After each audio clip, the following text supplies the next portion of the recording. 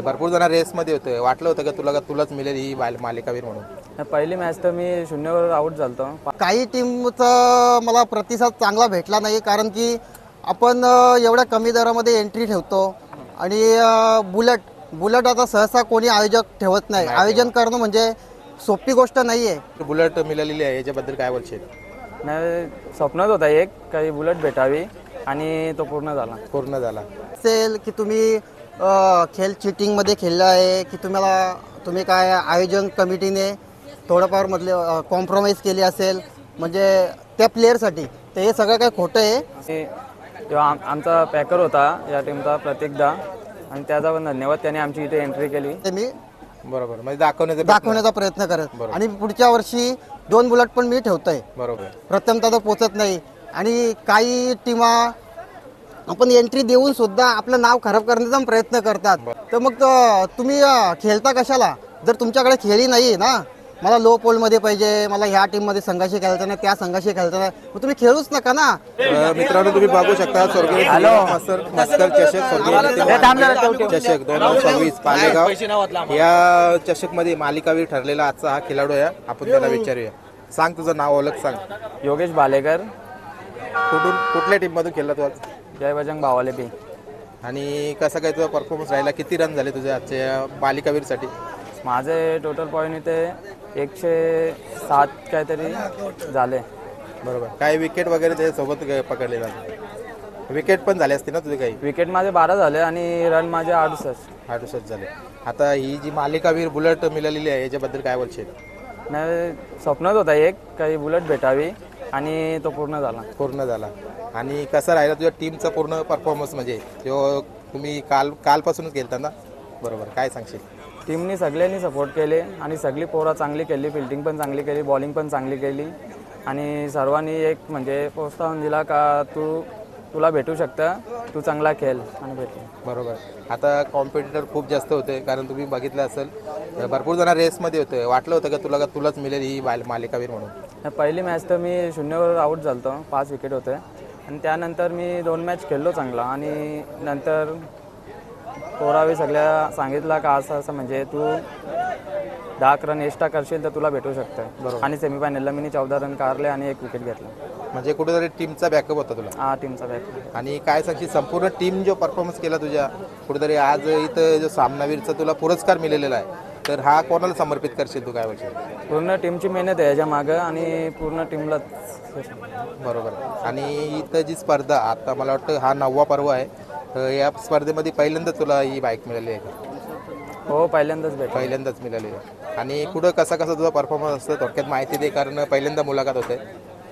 बघू, आता चांगलाच परफॉर्मन्स करायचा प्रयत्न असेल. आणि तेव्हा आमचा पॅकर होता या टीमचा प्रत्येकदा, आणि त्याचा पण धन्यवाद, त्याने आमची इथे एंट्री केली. बरोबर. म्हणजे इथं आणण्यासाठी हे दादा होते? हां, हे दादा. बरोबर. त्यांची पण थोडक्यात बाईट घेतो. आणि जे स्पर्धा आहे स्वर्गीय श्रीराम मस्कर चषक, कसा वाटला याचं आयोजन नियोजन, काय बोला? त्यांचं आयोजन दरवर्षीप्रमाणे चांगलाच असतं. आमचा 3रा वर्ष आहे इथं आम्ही खेळता आणि या वर्षी आम्ही फायनल मारली. 2 वर्ष आम्ही क्वालिफायच्या राऊंडलाच हारलेलो आणि या वर्षी आम्ही फायनल मारली इथे. म्हणजे 1 नंबरची फायनल पण तुम्हीच घेतली का? हो, 1 नंबरची फायनल आणि मालिकावीर पण तुम्ही. हो. अजून काय काय पुरस्कार मिळाले तुम्हाला या स्पर्धेमध्ये?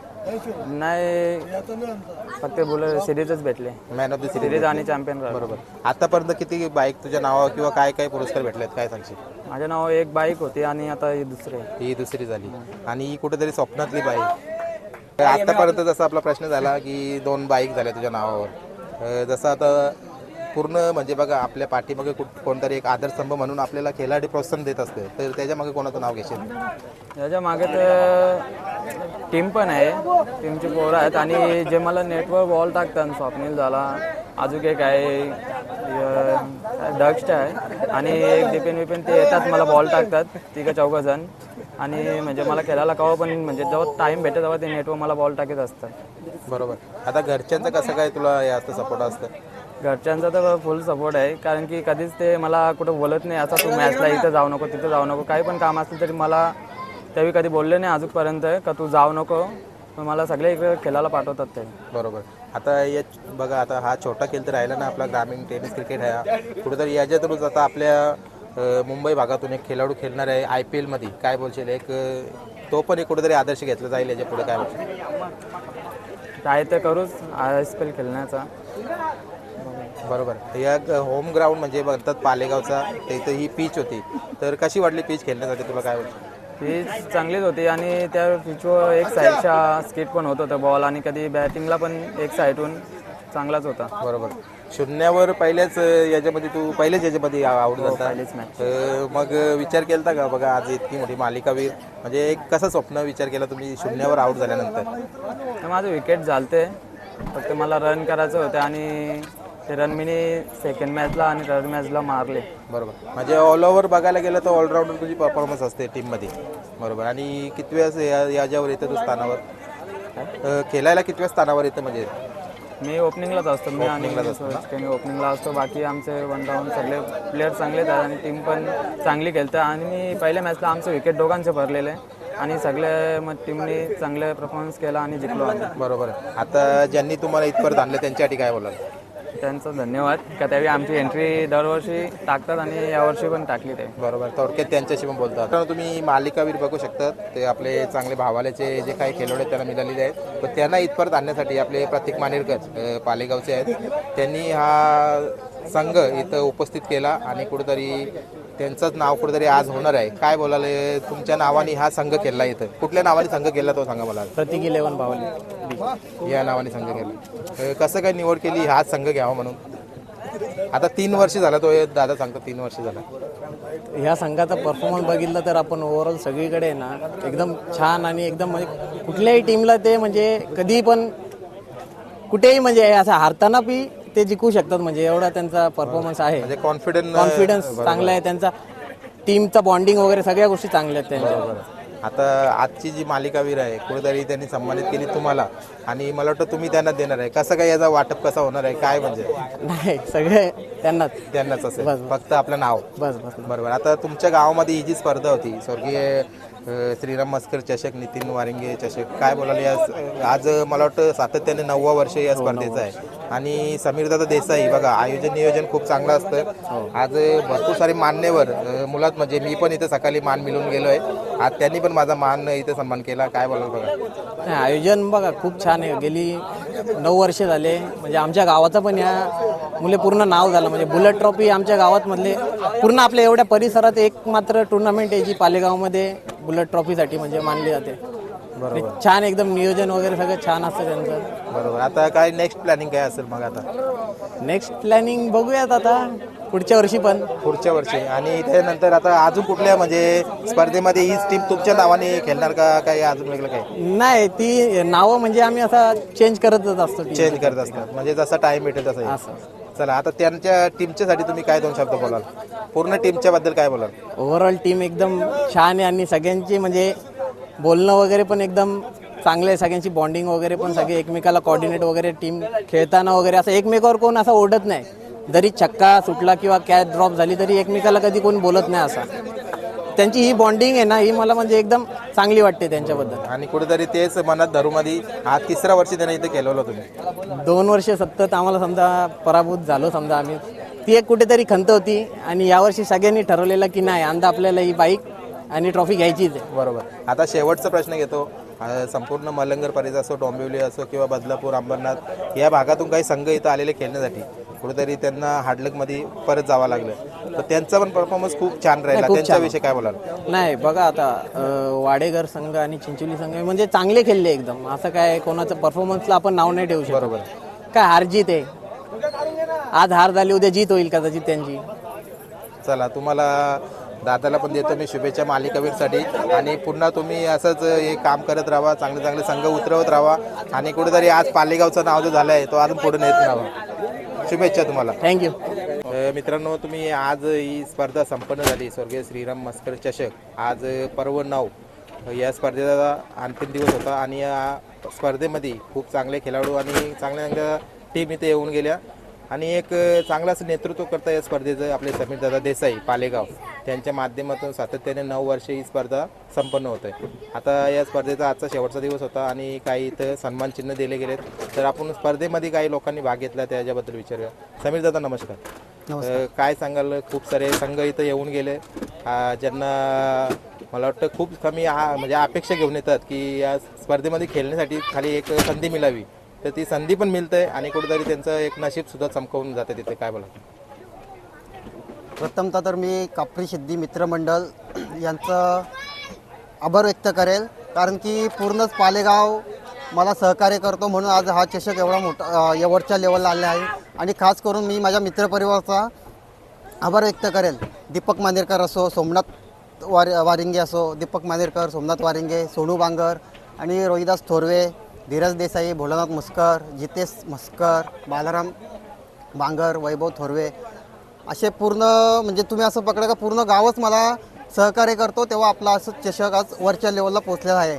आणि मी 5 वर्ष अगोदर म्हणजे एक स्वप्न बघितलं होता की आपल्या मलंगड पट्टीच नाही तर पूर्ण ठाणे जिल्ह्यामध्ये की मी असं काहीतरी करेल की आपला चषक आणि श्रीराम मस्कर आणि नितीन वारंगे नाव हे वरच्या लेवलला येऊन जाईल. आणि मला तेच करायचं म्हणून मी आयोजनामध्ये bullet man of the series ठेवली होती. आणि ते चषक माझा पूर्ण म्हणजे ठाणे जिल्हाच नाही तर पूर्ण देशभरात पुढे मी बरोबर म्हणजे दाखवण्याचा प्रयत्न करेल. आणि पुढच्या वर्षी 2 बुलेट पण मी ठेवतोय. बरोबर. कारण का मला फक्त आपल्या याचं आयोजनाचंच नाही तर पूर्ण आपल्या पालेगावाचं नाव वरती आणायचं आहे चषकाच्या दौरामध्ये. बरोबर आहे. आता जी काही स्पर्धा संपन्न झाली, कसा लोकांचा साथ मिळाला, काय बोलाल? लोकांचा तर साथ मिळाला, पण काही टीमचा मला प्रतिसाद चांगला भेटला नाही. कारण की आपण एवढ्या कमी दरामध्ये एंट्री ठेवतो आणि बुलेट आता सहसा कोणी आयोजक ठेवत नाही. आयोजन करणं म्हणजे सोपी गोष्ट नाही आहे, खूप मोठी गोष्ट आहे आयोजन करणं. म्हणजे ते 4 दिवसाच्या मॅचेस असतात आणि 4 दिवसाच्या मॅची पार पाडण्यासाठी आम्हाला 2 महिने अगोदर तयारी करायला लागते. आणि ज्या टीमा एंट्री प्रवेश करतात ते टाईमवर पोचत नाही, प्रथमतः तर पोचत नाही. आणि काही टीमा आपण एंट्री देऊन सुद्धा आपलं नाव खराब करण्याचा प्रयत्न करतात की हे असं नाही, ते तसं नाही, हीच टीम नाही आली पाहिजे, तीच टीम नाही आली पाहिजे. अरे मग असं आहे तर मग तुम्ही खेळता कशाला जर तुमच्याकडे खेळी नाही ना. मला लो पोलमध्ये पाहिजे, मला ह्या टीममध्ये संघाशी खेळता नाही, त्या संघाशी खेळता नाही, मग तुम्ही खेळूच नका ना. जर आपल्यामध्ये गट्स असतील तर तुम्ही मैदानात उतरा, नाही नका उतरू. बरोबर. म्हणजे सांगण्याचं तात्पर्य असं आहे आणि पुढच्या वर्षी आम्ही लो पोल पण बंदच करू. आणि ज्याला एंट्री खेळायची असेल तो खेळणार आणि नसेल खेळायची त्यांनी नाही खेळायची. बरोबर. म्हणजे कुठेतरी आता जे लो पोल किंवा काही पोल पारले जायचे ते डायरेक्ट न खेळता डायरेक्ट ओपनचं मैदान असणार आहे आता पुढच्या वर्षापासून. सर्व एक समान, सर्व गट तर एकत्रच खेळले जातील.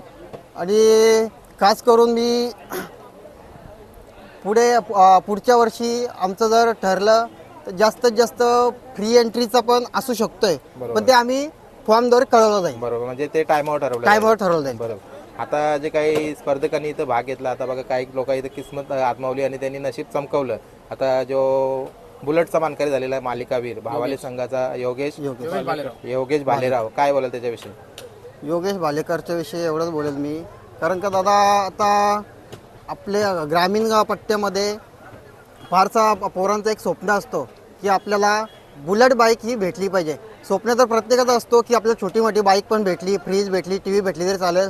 पण बुलेटचा तर हा लय जणांचा मोठा स्वप्न असतो आणि त्याला ही बुलेट ही बाईक भेटली आहे म्हणून त्याच्या चांगल्या खेळामुळे भेटली आहे. आज खेळाला डिमांड दिला जाईल, मान्यता दिली जाईल. आणि जर जो बोलत असेल की तुम्ही खेळ चिटिंगमध्ये खेळला आहे की तुम्ही काय आयोजन कमिटीने थोडंफार मधले कॉम्प्रोमाइज केली असेल म्हणजे त्या प्लेअरसाठी, तर हे सगळं काय खोटं आहे, असं काहीच नाही आहे. आणि आमच्यासाठी सगळं काही समान आहे. बरोबर. पण हे मला वाटतं संशय घेण्याची काही चुकीचीच गोष्ट आहे, कारण सर्व काही आहे ते लाईव्हवर क्लिअर असतं. सर्व संशय घेण्याचं ही चुकीची गोष्ट आहे. लाईव्ह दाखवलं जातं. आता प्रत्येकाची खेळी असते, कोणाला 1 रन बॉल मारून खेळायचा असतो, कोणाला सिक्सर मारून खेळायचा असतो, अशातली काही गोष्ट नाही आहे. बरोबर.